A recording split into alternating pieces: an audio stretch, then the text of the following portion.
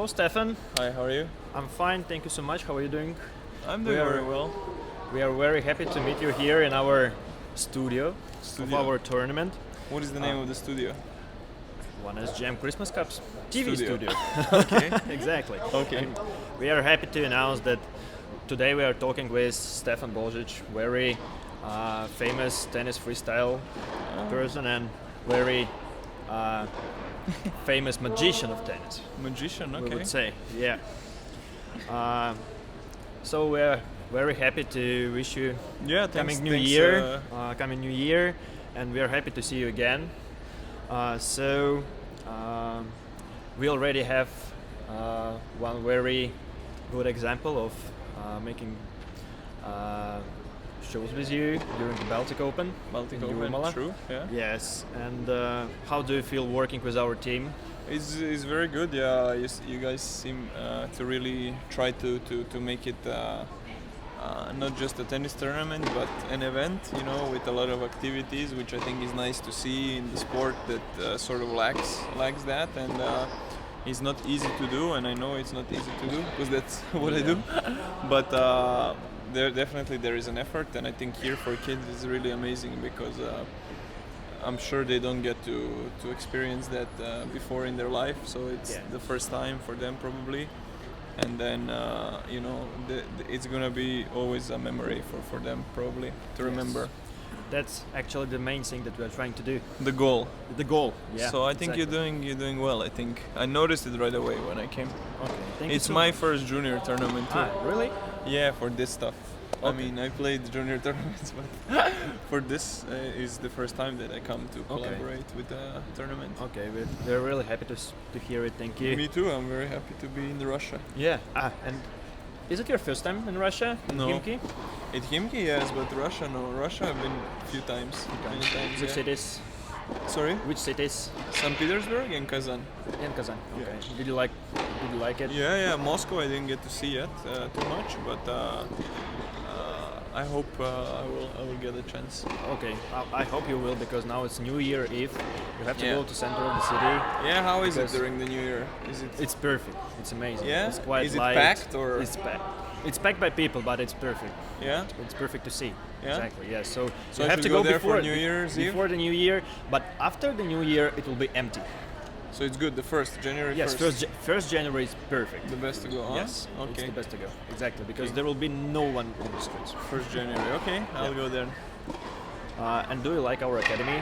Yeah, it's very interesting. Also, the concept that you have here, the academy, is. I haven't seen anything quite like it, but I mean, I don't know too much in the modern. I've been to quite a few of them, but it's nice. It's small. It seems like you have a lot of good kids, and Alexander also seems very dedicated to tennis, which is also always nice to see from top to come initiative like this. So, but the atmosphere is very nice, which is also not easy to create. So again, congratulations on that, because they they're making a. He wants to go in the interview. No, but yeah, it's really good atmosphere, which is from experience you can feel it right away when you walk in a place, like from my perspective, and that is a sign that there is something good happening usually, because this is the hardest thing to achieve. It's a product of everything else. That's how I see it, to create the atmosphere. All right. Thank you so much. It's really nice to hear. Yeah. Yes. Could you tell us what is tennis freestyle? When it grew up, like special flu or something? That's a long story, but I guess tennis freestyle is something that people describe. They describe when they saw me do it. They call it, it's tennis freestyle. So I didn't really call it anything before. I just did it, and I had my own project that I was trying to pursue, and I'm still doing, which is more of that. This is through these exercises that are supposed to improve your coordination and stuff like that. But I think they're right, because through doing this, I think you gain freedom. So in a way, it's a nice way to call it freestyle tennis. and also it's just for show. So I guess anything goes. So that's why freestyle is a good term, because anything you do, you know, is good. There is no rules. You know, it's freestyle. Although that term is originally not what it means today. In old culture was for hip hop. It was free of style, so it meant like you have no style. So it wasn't a compliment.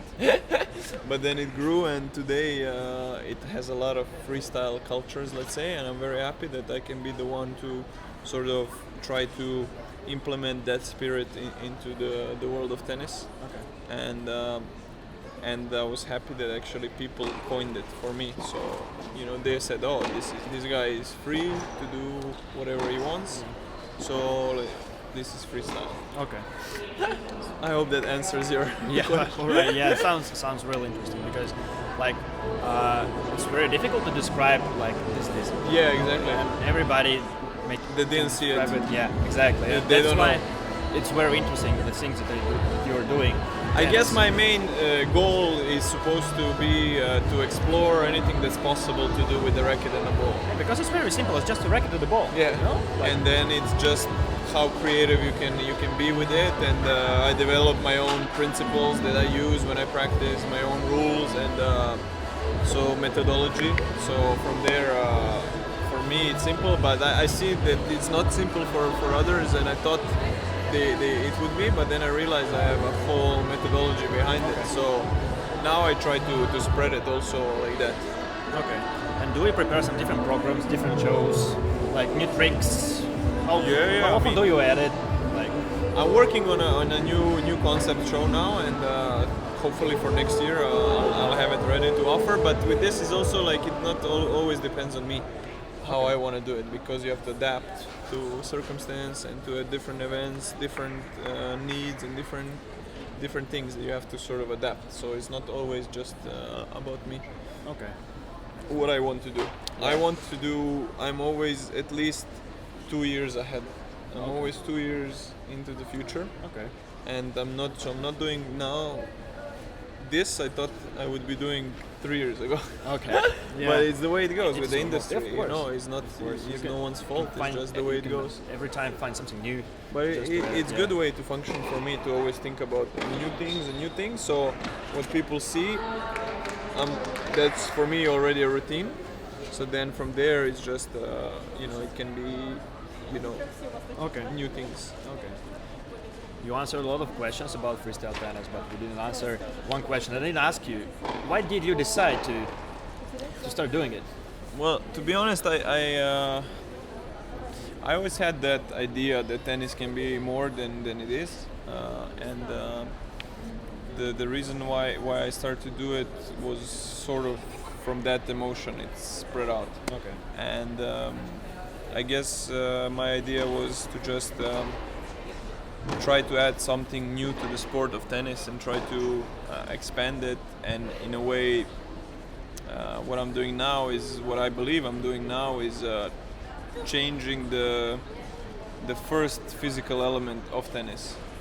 And through this, I hope to also affect the culture, because I think the culture in tennis is one of the main reasons maybe why sport isn't developing as fast as it could, and it's always behind, let's say, basketball and football in terms of cultural development. And it's difficult sport because it's worldwide, it's not centralized, so you cannot implement new things. That's why I think all these attempts to do this event like this or this and that, they're localized character. What I'm trying to do is to bring something new to the sport of tennis, to give a new perspective of the racket and the ball, and in this way I hope to make the racket and the ball more familiar and more part of the human being, the kid. And from that, I hope it spreads out into a culture. Something bigger. Yeah. Okay, yeah, that makes sense. So it's my theory, but we'll see if it works. Yes, okay. And do you see some people that follow you in freestyle trying to do the same things? Some probably kids or some adults, or there is people trying to do it, and they're doing a little bit, but that's why I wrote this text now, and I wrote this like little book and program of exercise that I want to release. The problem is that I think they do it, especially now, maybe not for the wrong reasons, but the way I did it was I practiced first and then I would make videos. And they try to make videos right away. So this way you don't really hone the skills and you don't own it. You don't master your skills. Yeah, and then, so first I think that's one of the problems. I also think they don't understand the principles that I use when I practice. Mm-hmm. So I'm actually surprised that they don't realize it. Okay. Because I guess I don't know. I guess it's different. But when I work with someone, you know, it's much easier for them to progress. In like 10 minutes, they learn much more than on their own in like 2 hours or 5 hours or whatever. Of course, because you're a pro. Maybe, I don't know, but I thought they would, you know, to me when I was doing it, it was like common sense to do it this way. But I guess that's why it was different in a way, you know. But for me, it's normal to think like this. I guess this way of thinking is why I created what I created at the end of the day. Okay.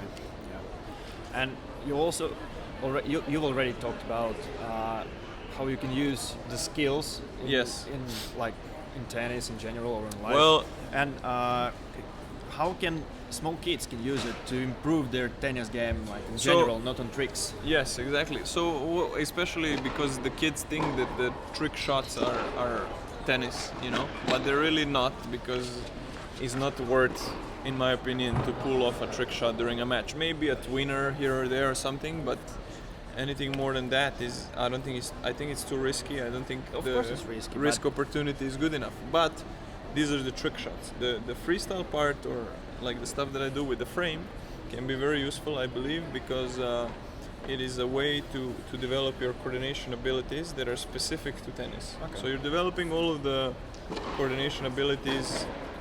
There are 7 of them, but you're doing it with a racket and the ball, and on top of it you don't need a coach. Okay. So in this way you can develop coordination, and we've been working on it in tennis world forever, but the reality is only a certain amount of kids can afford a great fitness coach to teach them, and a certain amount of kids are naturally already coordinated.